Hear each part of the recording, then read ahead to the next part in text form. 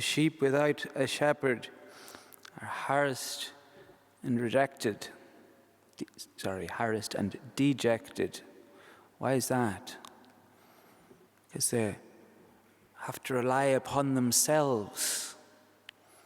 They have to find for themselves knowledge of what to do and how to grow and how to survive. So they're harassed and dejected because they do not have that bedrock, that shepherd upon which they can rely. And the temptation to do that is one of the things that Advent comes and places before us, the waiting that we have in Advent. The recalling of the waiting of generation upon generation for the Christ, the Messiah, to come. Then when he comes in that vulnerable way and as a baby, and moves among the people gently and slowly, spreading his word and sharing his ministry, going through the towns and villages, doing it piece by piece, inch by inch. And so we too wait for his coming again.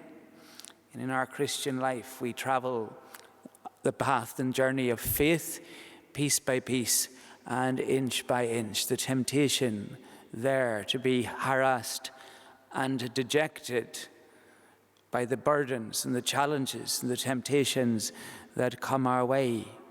But we have a shepherd, and that shepherd is the baby that we await to welcome from Bethlehem, the Christ that we wait to welcome at the end of time, and the one who comes into our midst in the sacramental life of the Church, in the ministry of the priesthood, in the sacraments, in the Mass, the reality that that one comes with us. And so we need to resist the temptation to be self-reliant. We are not sheep without a shepherd. Our shepherd is present with us, and our shepherd is present to us in the way that we serve one another.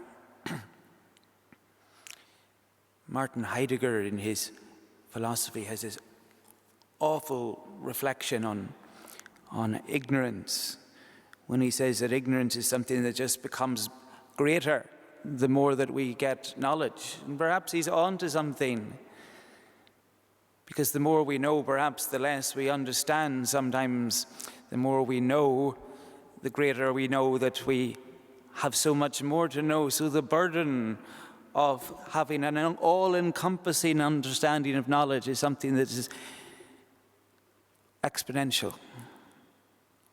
Edith Stein, when she reflects on that, says the one who brings all knowledge makes himself known to us and appears to us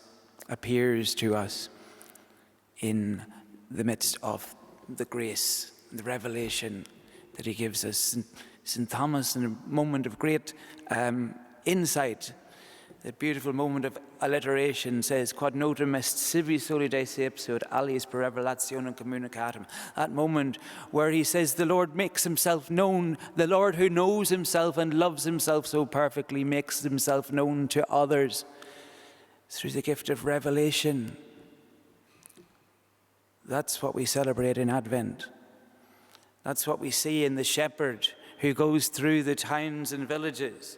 That's what we see in the example of the life of St. Birinus, who traveled around the towns and villages here to place people in the knowledge and love of God by the example of his life, and whose memory is cherished for that reason, not because of doctrinal or intellectual facts or figures that he gave, but because of the preaching, the compassion, and the presence that made Christ come in the towns and villages around here and brought those who are harassed and rejected to a knowledge that we still today seek to share with one another, that we seek to embody and make real.